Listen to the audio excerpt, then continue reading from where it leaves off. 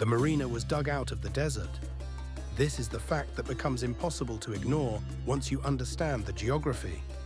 The channel that now runs for approximately 3 kilometers through the heart of the Dubai Marina district, flanked by some of the tallest residential towers on Earth, was excavated from dry land in the early 2000s.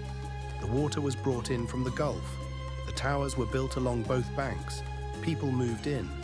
The result is a neighborhood that looks, from a distance, like a long-established European waterfront and is, in fact, about 20 years old. The Marina district sits at the western end of the Sheikh Zayed Road corridor, about 30 kilometers from the city's historic center near the creek. Walking the promenade that runs along the water's edge, the towers crowd close on both sides, some of the densest vertical residential construction anywhere in the world, with buildings reaching 60, 70, and 80 stories above the walk. The proportions can feel slightly overwhelming.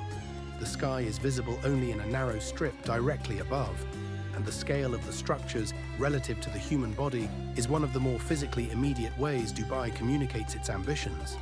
But the promenade works. On winter evenings, it fills with the full demographic breadth of Dubai's population. Emirati families, South Asian workers on rest days, European expatriates with dogs, tourists in various stages of orientation. Restaurants and cafes line the walk at water level. Yachts and small powerboats are moored along the private berths.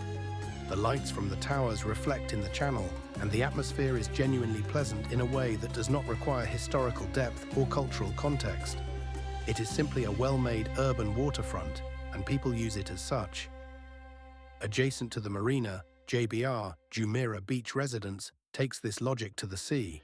The development, which was at its completion one of the largest single-phase residential developments ever built, fronts directly onto the Arabian Gulf. The walk, a street-level retail and dining promenade running along the beach, connects a series of residential clusters and opens onto a public beach where the sand is managed and the water access is free. The beach at JBR extends this further, an outdoor retail and leisure complex facing the Gulf, with views across the water to the Palm Jumeirah's crescent to the northwest. The beach itself is the significant feature. Dubai's public beaches are a relatively recent development in terms of their quality and accessibility. The coastline was, for much of the city's early development period, largely private or underdeveloped. JBR Beach is broad, clean, and equipped with the facilities that make beach-going in a Gulf climate practical. Changing rooms, showers, lifeguards, shade structures, and a concentration of food and beverage outlets close enough that the transition between sea and sustenance requires minimal effort. The Marina metro station connects the district to the rest of the city's Red Line network, and the tram that runs along the JBR waterfront and connects to the metro makes car-free navigation of the area reasonably straightforward. It is worth walking the full length of the promenade at least once, from the marina's inner harbor to the open beach, to understand the scale of what was built here and how thoroughly it has been absorbed into daily life.